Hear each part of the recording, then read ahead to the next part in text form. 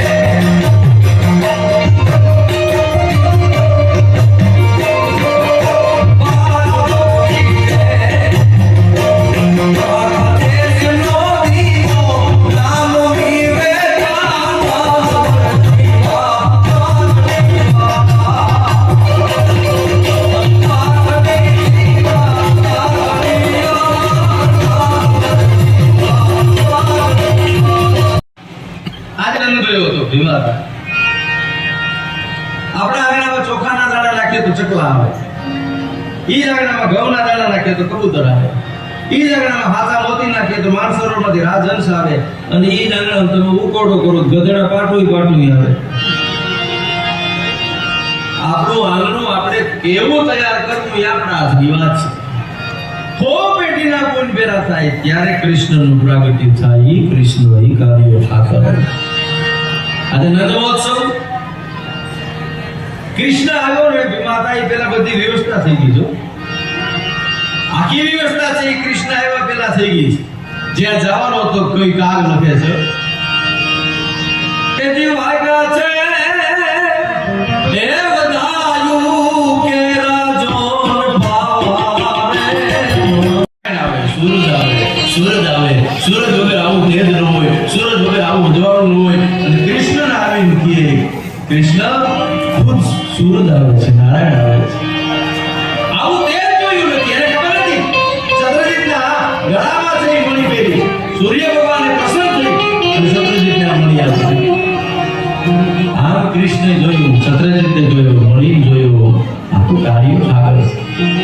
તરત કીધું સૂરજ નથી, કે સૂરજ નથી, સૂરજની કૃપા આની માથે ઉતરી છે અને મણી દીધી છે. અને આ એવી મણી છે જે રાજમાં મણી હોય ને ત્યાં દુકાળ ન પાડે, જે રાજમાં મણી હોય ને ત્યાં કોઈ એવી બીમારી ન આવે. અને આ મણી દરરોજને માટે 18 વાર હોમું દેતી હતી. 16,000 ચણોઠી ભેરી કરો ને ત્યારે એક વાર થાય, 16,000 ચણોઠીનું વજન થાય ત્યારે એક વાર થાય. એવું 18 વાર સોનું છે આ મણી છે દરરોજ દેતી હતી. અને કૃષ્ણને એમ થયું કહું એના એક દિવસ સત્રજીતનો ભાઈ પ્રસન્ન છે આ મણી પહેરી અને ફરવા માટે નીકળ્યો. જે ભૂમિમાં હું તમે બેઠા છીએ આ વાત કરવાના છે ચંદ્રેશભાઈ કેવું એ ભૂમિમાં એનો ભાઈ છે આવે અને સિંહ ભૂટકે ટૂંકમાં સિંહ છે એ પ્રસન્નને મારી નાખે અને મણી સિંહ લઈ લઈએ. હાર જામવો નામથી આવ્યો રામા અવતારમાં જે હનુમાનજી હારે રહેવા વાળો. આને જામવન જોયા કે આ મણી છે આવત પાય ટૂંકમાં વાત કરું સિંહ ને જામવનને લડાઈ થાય એ મણી લઈ અને જામવન છે એ વયો જાય. આ બાજુ સત્રજીતને શંકાઓ પણ થાય મુકામ સત્રજીતને કૃષ્ણએ કીધું તું આ મળી છે એ આપણે રાજાને દઈ દે ને તો રાજાને બહુ ઉપયોગી છે. ત્યારે સત્રજીત વયો ગયો તો ઊભો થઈ દીધી નહીં એટલે એને શંકા ગઈ મારા ભાઈને કૃષ્ણએ મારી નાખ્યો છે ને મણી પોતે લઈ લીધી છે. કૃષ્ણને નાટ મારો મૂકવામાં આવ્યો છે. મણી રે ચોરી ગયો એનો રીછડો દીધી નાતે મૂકો તો તને હાથ મારો કલમ આવું તને લાગ્યું કાગ લખે છે. કૃષ્ણમાં જાળવો પાયો અખિલ બ્રહ્માંડના માલિકમાં જાળવો પાયો નાકે અને નાચકારો મૂક્યો. આને કૃષ્ણને એમ થયું કે આ કલમ લઈને હું જઈશ. અને એના માણસો બધા તપાસમાં પસંદ થઈ ગયો હતો. એના માણસોએ આવી તપાસ કરી હું તમને જે ભૂમિમાં બેઠા છે એ ભૂમિમાં તેથી સિંહ હતા અને કીધું કે અહીં ઘોડાને અને એને મારી નાખ્યા છે. એના અવશેષો પડ્યા છે. કૃષ્ણ આવે છે જેની આગળ જાય તો સિંહ મરેલો પડ્યો છે. એને એમ થયું કે આની પાસે ટીકો મળી લઈ ગયું લાગે છે. અને પગરવું જોતા આગળ આવ્યા ને જે ગુફાએ હું તમે બેઠા છે જાંબુવનની ગુફાએ પોગરો પૂરા થયા હોય અને કૃષ્ણએ કીધું હવે હું જાઉં છું.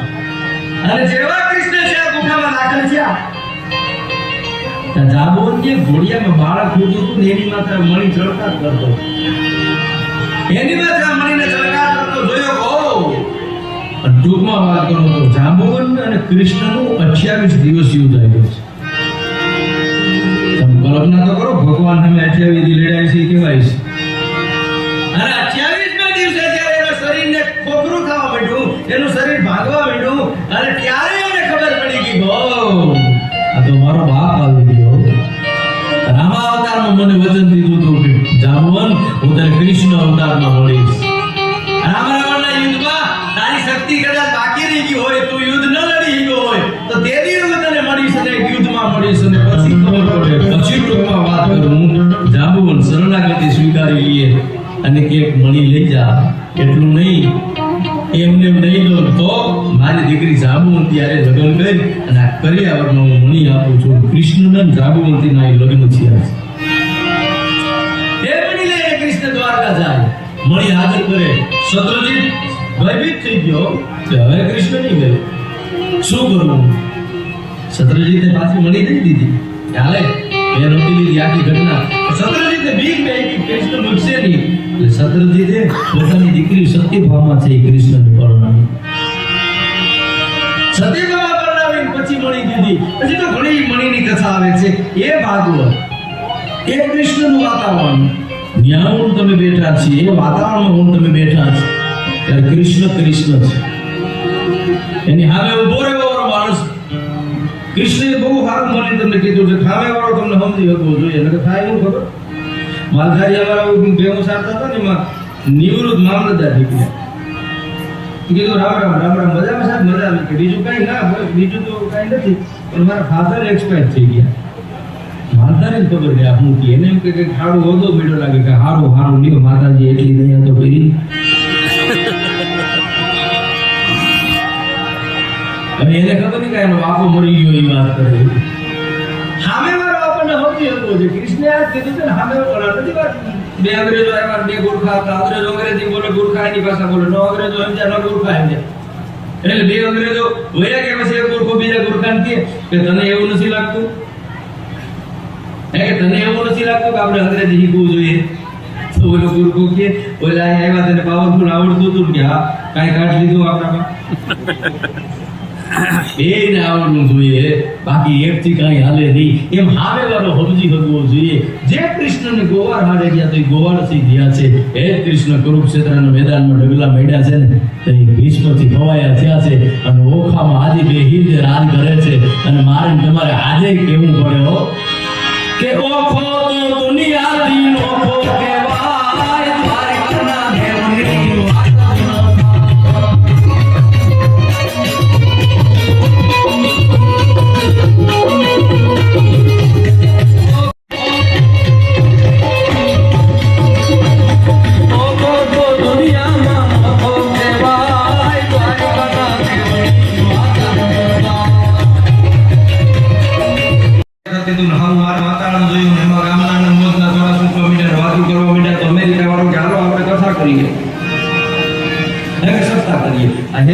મારા ભાઈ બંધ 10 વર્ષ પહેલા સત્તા કરી, હજી એનો હપ્તા હોય.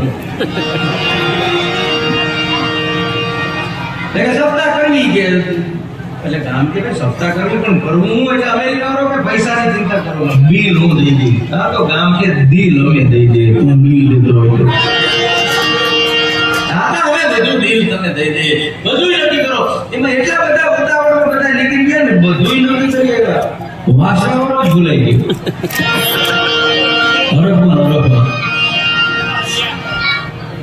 પોસ્ટ ઓફિસે કે ફરિયાદ લખી લો છે નહીં કે મારી ઘરવાળી ભાગી ગઈ. એ કઈ પોસ્ટ ઓફિસે થોડો એવો બોલ, એટલો બધો અરબ છે કે ભૂલી ગયો, ક્યાંક જાવું ભૂલી ગયો. ભિખારી માગવા આવ્યો કે ખાવાનું દીધો તે શેઠે 100 રૂપિયા દીધા. એની ઘરવાળી કરે એટલું બધું ખાવાનું છે, રૂપિયા હું કેમ દીધા?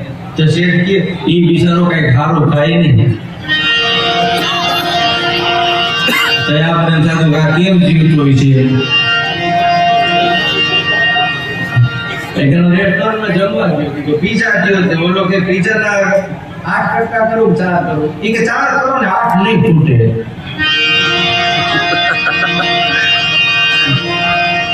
આમ વાત મોડી સમજાય તમને એકદમ નાનકડી બરણીની બગ ઘી લેવા જોઈએ કે 1.5 કિલો ઘી ગયો કે આમાં બેનું ઘી ન હમાય કે તો બકરીનું દિયો એમાં કે વજન ઘટી જતો હોય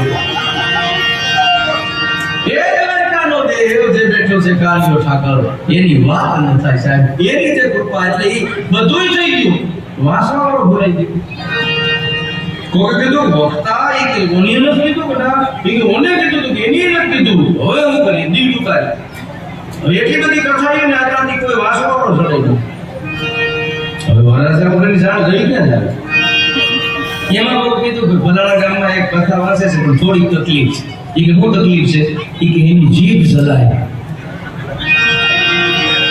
એની જીભ જલાય એ ગામમાં એક વખતે ઈ કે એની ભલે જલા જોઈએ આપણે તો અમેરિકા વાળો જલાવો જોઈએ આ હારી હારી જીભ વાળા વાસી ગયા આપણે ત્યાં કઈ ફેર પડ્યો આપણે જીભ જલાતી હતી ને ઈ વક્તા લઈ આવ્યા હવે જીભ જલાતી હતી ને એટલે નંદભાઈ 18 માં દીએ થયો વાતો લાગે બોલે છે કોને ટાર્ગેટ તૂટી ગયો ડોલર મગાવવા પડ્યા બીજા લંબાવી પડી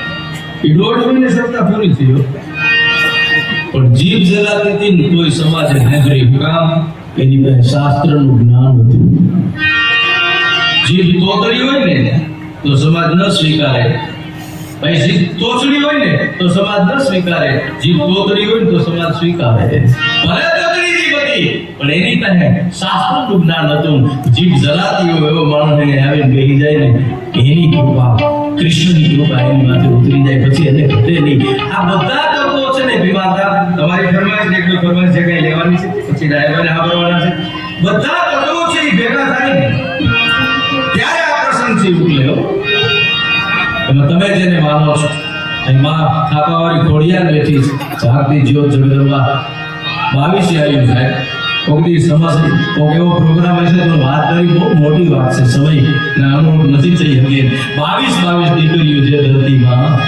તમે કલ્પના તો કરો આ દેશની ધરતીની તાકાત હોય છે 22 હવાની છે 22 કોટલાના પાદરમાં જાવ એ ભગવતી એવી જગદંબાઓ અને અમારા વિમાતા તો એની માથે કૃપા છે એના ભુવાતા છે એટલે 2000 કરી એની લઈ માની વાળા લઈ અને એકાદી બે જે કાંઈ વાત કરી અને પછી આપણે ડાયાભાઈને હારવાના છે પણ માની જો કૃપા હોય ઘણી ફરમાશો આવે છે અમુક ફરમાશ ડાયાભાઈ તમે પૂરી કરો છો બધી મને આવડતી હોય એવું લખી નથી દીધું પણ મારો વિષય હોય છે એક તો શંકર ભગવાનની એવી છે પછી મને કે નથી આખું કોન્ટ્રાક્ટ કે હજી તો બાપ જાગે છે મારા રાજભાની હમણાં રચના આવી છે પછી આ ભજની તો બધા ગાતા હોય છે ને એટલે અમને એમ થાય કે આ માલની અમારે જરૂર નથી તમે કઈ પછી રાખીએ લઈએ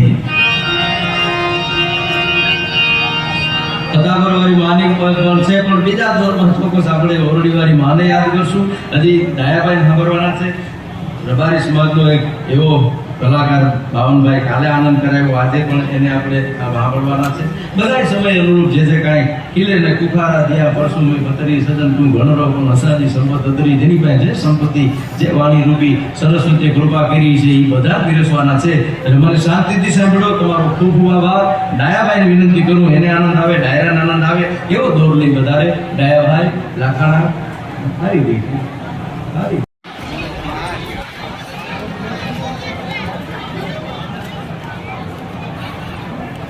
ચાલો હવે આજનો વિડીયો અહીંયા સમાપ્ત કરીએ આપણે.